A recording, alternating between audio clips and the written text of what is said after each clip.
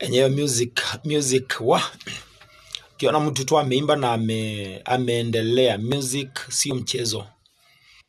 Wewe ndio uko na wimbo unataka kurekodi, wewe ndio uko na wimbo unataka pia ku video shoot, na hiyo yote ni pesa. Kuandika wimbo, unaamka usiku unakosa usingizi, unafunuliwa usiku unakosa usingizi, unaanza kuandika wimbo, unaandika wimbo usiku, unaona hiyo haijaingia, unaingia kwa Biblia, unarekebisha, unaweka hiyo maneno zingine haziingiani, inabidi unatoa zingine unaweka zingine. Yani tu wakati uwezi lala, mbiti imegonga kwa kichwa, imegonga kugonga. Sasa naona jua ukilala hiyo maybe hiyo tune itapotea. So inabidi uamke ufanye hiyo kazi yote. Kama ni kurekodi kwa simu, urekodi. Wimbo yuko na kazi, wapendwa. Ukiona mtu anaimba wimbo na inakubariki, mheshimu sana. Wimbo yuko na kazi mingi sana. Kwa hivyo tunapitia changamoto mingi sana.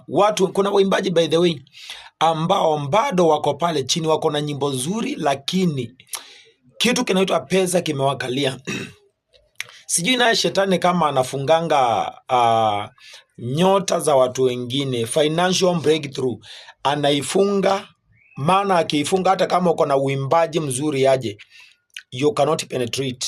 Maana music is all about money apart from favor. Favor ni wakati umeimba hiyo wimbo imesikika, sasa hapo Mungu ndiye anaachilia favor. Lakini kabla na hujatoa huo wimbo, shetani anaweza kukufungia milango usipate pesa. But hata hivyo Mungu ni mwaminifu. Tunapata mpenyo, tunapenya tu by fire by force, na unakuta tumefanya kitu. Na maanisha hii Krismasi yezi pita. Hata kama kukoaje, hii Krismasi already nimerekodi wimbo wa Krismasi. Already iko. Sasa video, God willing this month, I mean this week, video itakuja by fire by force. Naamini hivyo wiki hii. So Krismasi tutakuwa tunadunda ngoma ya Krismasi. Nafurahia sana maana sijaimba wimbo wa Krismasi, but this time around God ameniwezesha. Sasa nimerecord a very nice song.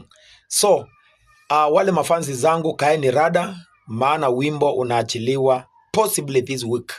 Na mnajua nikisema mi huwa nimesema, na pia naongeanga matendo. So sinawapenda sana.